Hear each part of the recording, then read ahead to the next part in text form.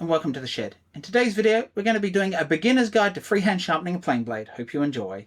So the way the video today is going to go is I'm going to show you how to freehand sharpen, which is actually the easiest way to freehand sharpen or learn how to freehand sharpen, and that is using a plane blade. Reason being is the width of the blade, the length of the bevel, it's just a little bit easier to reference and actually learn with, in my opinion. So we're going to jump down here, and with this I'm going to show you a bunch of tips and tricks that you can do to help and improve your freehand sharpening. Even though you might be using a jig, you can still learn to freehand sharpen, and these tips will also help you when you freehand sharpen objects, tools that you can't hold in the jig. So I'm going to be using my ultimate diamond setup here. You can use whatever sharpening stones you've got. These techniques and what I'm going to show you work no matter what it is that you're using. The first thing I like to look at is correct technique. So let's talk about how we do this. So take some sort of a plane blade or a chisel, it doesn't really matter. It's a little bit easier with a plane blade because of the referencing. And so you want to find that bevel, lock that wrist, lock that elbow, and then lock them in against your side. And you're going to find that you're going to be able to hold that angle fairly well in that position. And that's gonna, you want to find that bevel, lock that wrist, lock that elbow, and then lock them in against your side. And you're going to find that you're going to be able to hold that angle fairly well in that position. And that's gonna help you a lot when you're first starting out. Now, once you get confident, that's not quite as important, and I find that I do that less now than I used to. But when I very first started, I made sure I did that every time. So now what I want to do is jump in here and come to the stones, and I want to show you how you can easily find the bevel. There's a few different ways that you can a few different techniques that you can do to actually find the bevel, and it can be a little bit easier with the newer blades that are a little bit wider and have a thicker blade. That bevel's a little bit easier to find on them versus the traditional ones where the bevel tends to be not as wide because the blade material is thinner. And I will talk about a different way that you can actually reference it, which makes it easy. It doesn't matter which blade, if you have a wheel grinder that you grind it on, and we'll talk about that when we get there. So let's jump in here, and the first technique is actually using whatever water, oil, or anything that you're actually putting on here to remove the swarth or to lubricate your stones, and you can use that to know that you're actually cutting on your cutting edge. So let's jump down here and get started. I'm going to start with some water. Now I'm going to put a little bit more on here than I usually do, just so you can actually see what I'm talking about a lot easier. So let me bring you right in so we can see the water's here. Now this is a blade that's for a 4.5, a 5.5, or a 6, any of the wider blades. They're a little bit easier because the blade's wider. It's actually a little bit easier when you first start to freehand sharpen, and it's the easiest blade to sharpen when you're first starting. Just because it's wider, it's less likely to rock and easier to reference. Now I'm referencing on the back here, and you can see that water here is not actually moving. So if I slowly lift this up, it's still not really moving until I get here, and you can see now there's a little wake of water moving in front of the blade, and so we're moving that water. If I go here, you can see I can push it off the edge. So we know we're actually on that cutting edge because it's actually pushing the water, which means there's no gap under the bevel here, which means we're cutting right on that edge. Doesn't necessarily mean that you're matching the bevel exactly there, but if you hold it roughly where you think the bevel is and then slowly move it up until you just take it, you're likely to have reference across your whole bevel. Now I just want to move on and just show you from these wider modern blades, which this one's about 4mm thick, and so I just wanted to show you that the wider bevel, you can see that they've got a much wider or bigger bevel. So when we put these side by side, you can see that the whole size of that bevel is a lot bigger, which means it's actually easier to reference. And if you're first learning and you happen to have one of these, it'll give you a little more confidence and just that little bit easier for you to start learning. So I've gone ahead and I've just put some waterproof permanent marker. You want to use waterproof permanent marker because otherwise it can be wiped off and you don't want that.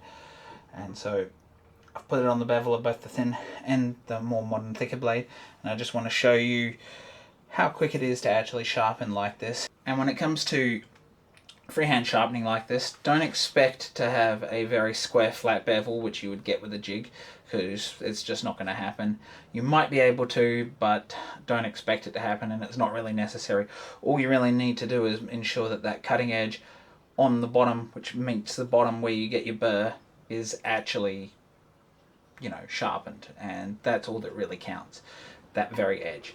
And so when you're freehand sharpening, even if you don't specifically go out of your way to do a micro bevel, you might end up with one a little bit, or you end up with a bit of a curved bevel, because as you push away from yourself like this, it naturally wants to flatten. So as your arms come out, and this is really exacerbated, so it'll be clean here, but as you come up, it'll lift it slightly, and so you might end up rolling the back of the bevel here, which is perfectly alright. So we're going to start here. Make sure we've got water moving in front of the blade. So I think I've got my bevel locked in there. Lock everything in, rock back and forwards.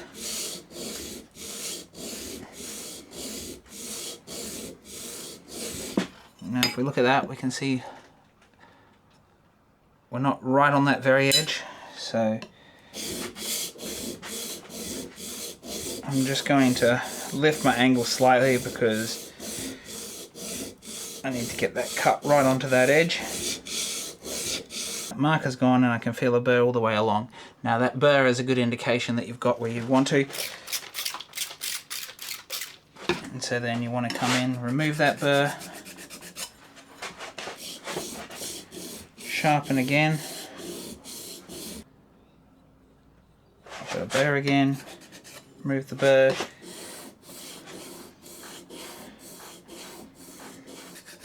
so then you remove that burr, strop. So you can see here that we've got a fairly clean bevel right along this edge. We've got a nice cutting edge here. There's a little spot just here that wasn't hit from where the grinder hit it, but that's not important. We got contact all the way along, we got that burr right along there, and now we've got a nice clean sharp blade that'll work well, but it's not a flat bevel. It's kind of domed or convexed, so it's domed outwards. So now we're going to move on to the thicker blade. And we'll feel for it. It's just that little bit easier to reference that because it's wider. I found it instantly.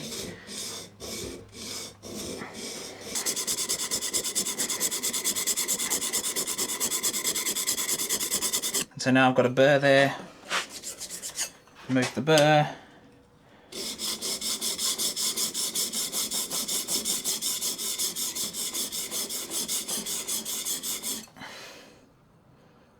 feel the burr,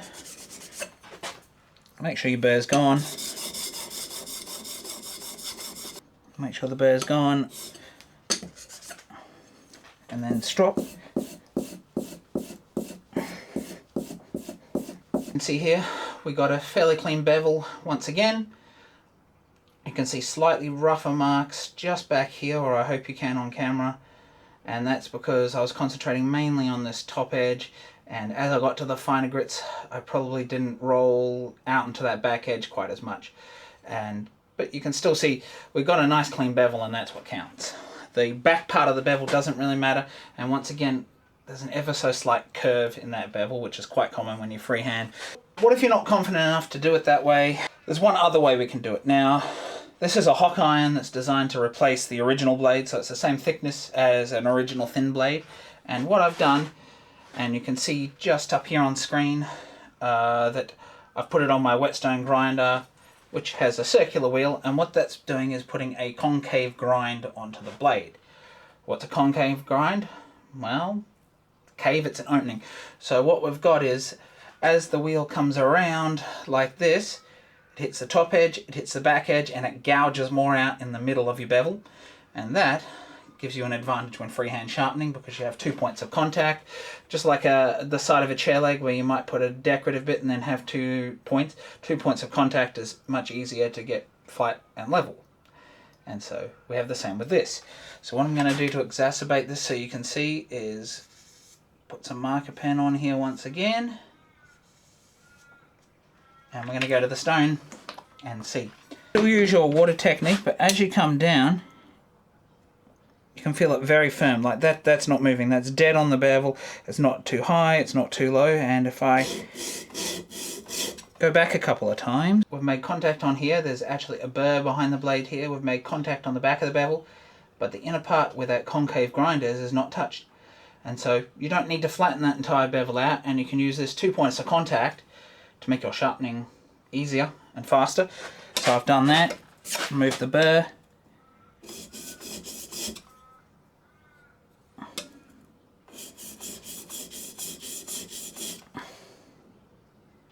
Got a very fine burr.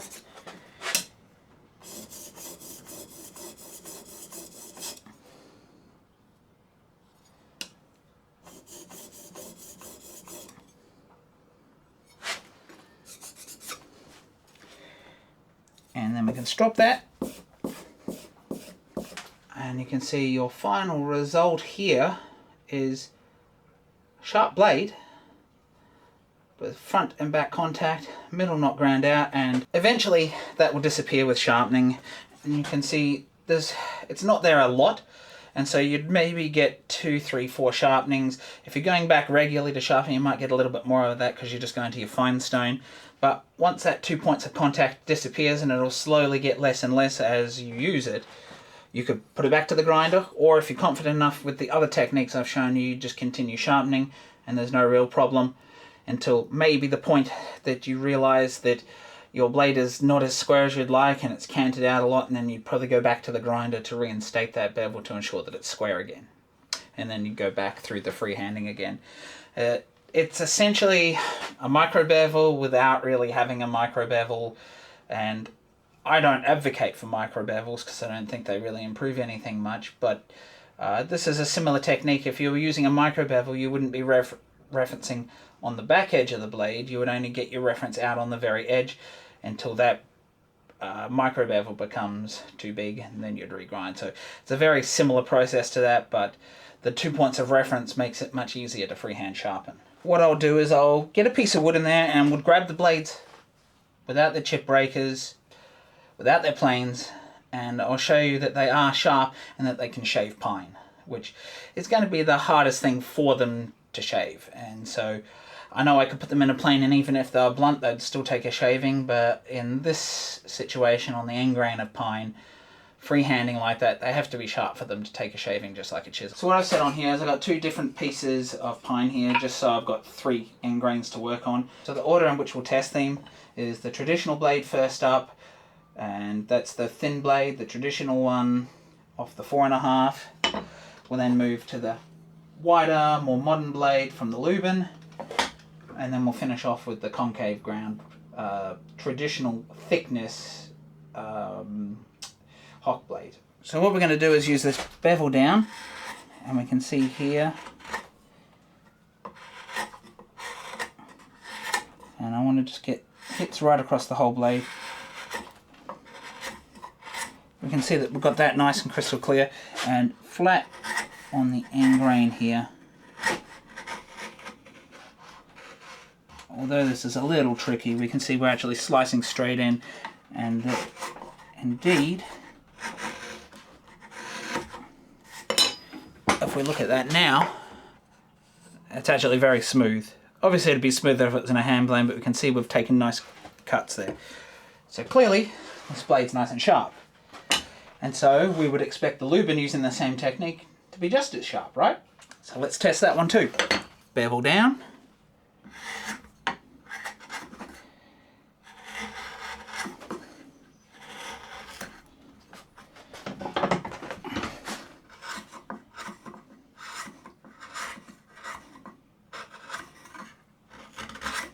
So we can see we're almost taking fine shavings straight off there. And then flat again.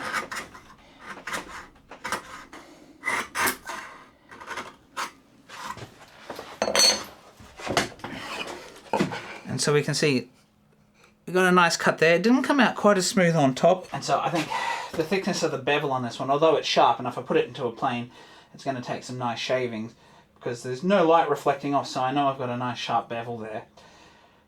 I believe it's just the wider bevel and the thicker blade is just harder for me to hand push through, because ultimately it's designed to be this way up to push through, which would only have that leading edge touch. And finally,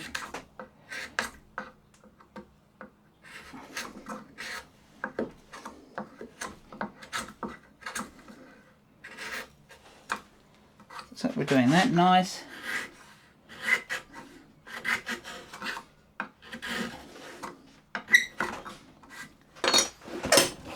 And we can see here we got nice smooth cuts. And so we can see that all of these blades are nice and sharp and would work really well. Now they don't have to be razor sharp, as everyone says, because even if you do get a blade razor sharp, after the first cut it's no longer razor sharp. As long as those two edges come together and they are sharp, we're going to take shavings. And I think the only difference here was with that Lubin, and I've experienced that before when you try to push with these wider blades by hand. They don't actually shave as easily as the thinner blades. I'm not quite sure why. It might be something to do with the bevel or the thickness of the blade or something like that. I'm just not quite sure, but that's what happens. So there you have it, folks. I hope this beginner's guide to freehand sharpening plane blades helps you in your endeavor to actually freehand sharpen and learn that, and maybe get more freedom away from using a jig, although I don't think using a jig is a bad thing, especially if you're starting out. You don't really have to get away from the jig. If you're getting good results with it, you can continue to use it, because as I've done in a previous video, which I'll leave below, it's not that difficult or that slow to actually use the jig, and it does get good results. But I think it's still good to learn these processes and techniques for freehand sharpening, for when it comes to things like gouges that are curved, that you can't put into a jig to freehand sharpen. Now, yes, there are jigs on power tools and things that can sharpen those sort of tools, but if you don't have those and you want to freehand them, you can certainly sharpen curved objects, curved blades, random shaped blades, if you know these techniques, to freehand, because you can't use a jig to sharpen those. So if you like this video, please consider liking and subscribing down below, and while you're down there, please set off in the comments, do you guys like to freehand sharpen? Did these tips and tricks here help you with your freehand sharpening, or will they? Or do you just like to stay with the very basic jig and carefree sharpening, even though it might take a few extra seconds to sharpen? And if you'd like to support me a little bit further, please consider checking me out on Instagram and on Patreon. And if you'd like to see another great video such as this, please check out the video up here where I show you how to actually fit the chip breaker to the blade correctly, and also the sharpening playlist right here with all my sharpening videos. Bye for now.